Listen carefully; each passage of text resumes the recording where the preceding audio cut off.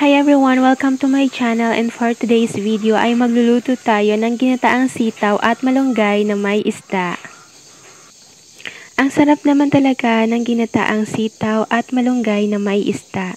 Kaya guys, tara na, samahan niyo na ako magluto.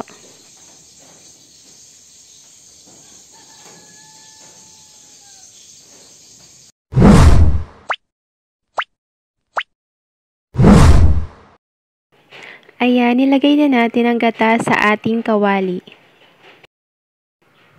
Ayan, maglagay na tayo ng hiniwang bawang at sibuyas.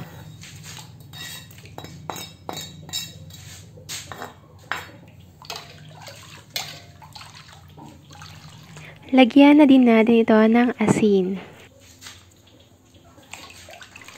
At haluin natin ito.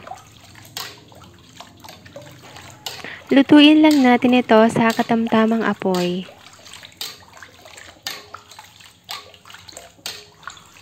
Kailangan natin guys na haluin ang gata habang inaantay natin ito na kumulo. Kailangan natin itong haluin para hindi luminaw at mamuo ang gata.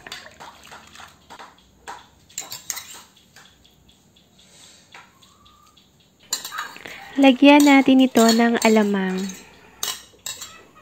Haluin lang natin. Maganda at sariwa pa itong nabili namin na alamang. Kasi hindi pa siya nalalagyan ng asin at ang bango pa ng amoy niya. Di tulad ng nabibili sa palengke na marami na ang nilagay na asin at kinukulayan pa ito.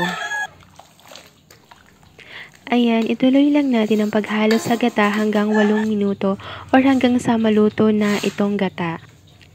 Lagyan na din natin ito ng hiniwang sili. Haluin lang natin.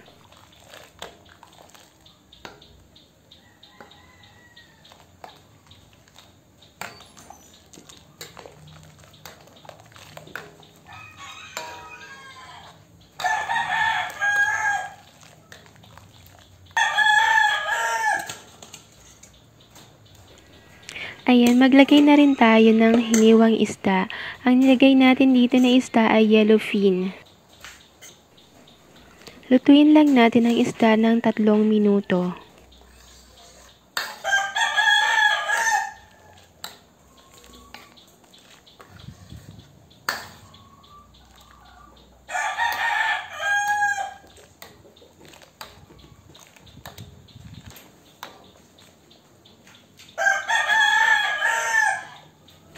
Pagkatapos ng 3 minuto, hanguin na natin ang isda. Himayin natin ang isda at alisin na natin ang tinik. Ibabalik din natin yan mamaya. Ayan, luto na ang ating gata. Medyo malapot na siya. Ilagay na natin ang mga sitaw.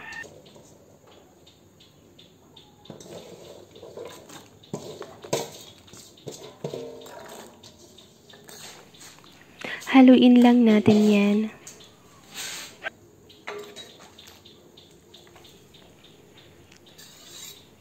Ayan, ibalik na natin ang isda. Inalis natin ang tinik nito at hinimay na natin ang isda. Ayan, haluin lang natin. Ayan, hayaan lang natin yan na maluto ng 2 minuto. Pagkatapos ng 2 minuto, ilagay na natin ang dahon ng malunggay. Ayan, haluin natin habang nilalagay natin paunti-unti ang malunggay.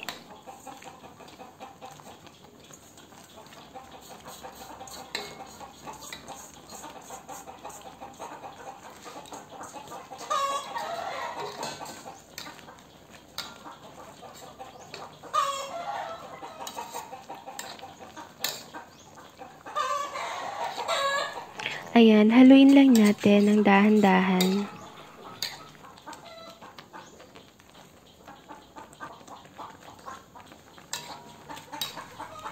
Ayan, hayaan nating maluto yan ng 5 minuto.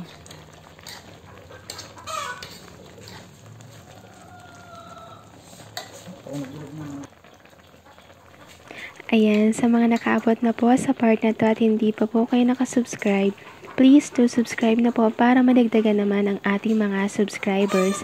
And paki-like na rin po pala itong video. Thank you and God bless.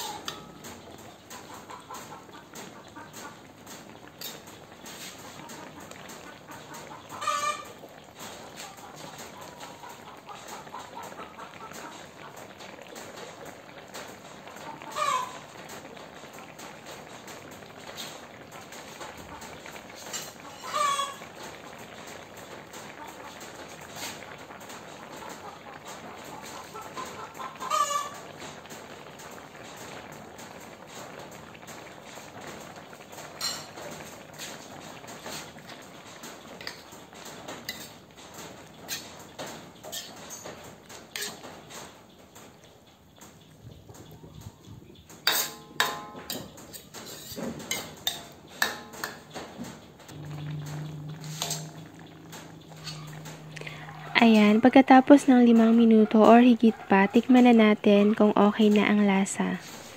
Ayan, kung kulang pa sa asin, maglagay na lang din tayo. Hindi na tayo naglagay ng pampalasa kasi okay naman na.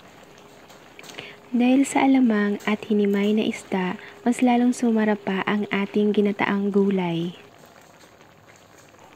Ayan, tapos na tayo magluto. I-off na natin ang apoy at iserve na natin ito habang mainit pa na may kasamang mainit na kanin.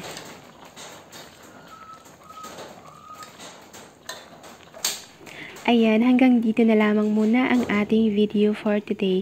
Sana ay nagustuhan nyo ang niluto natin na ginataang sitaw na may malunggay at may hinimay na isda. Please don't forget to like, share, and subscribe. Bye!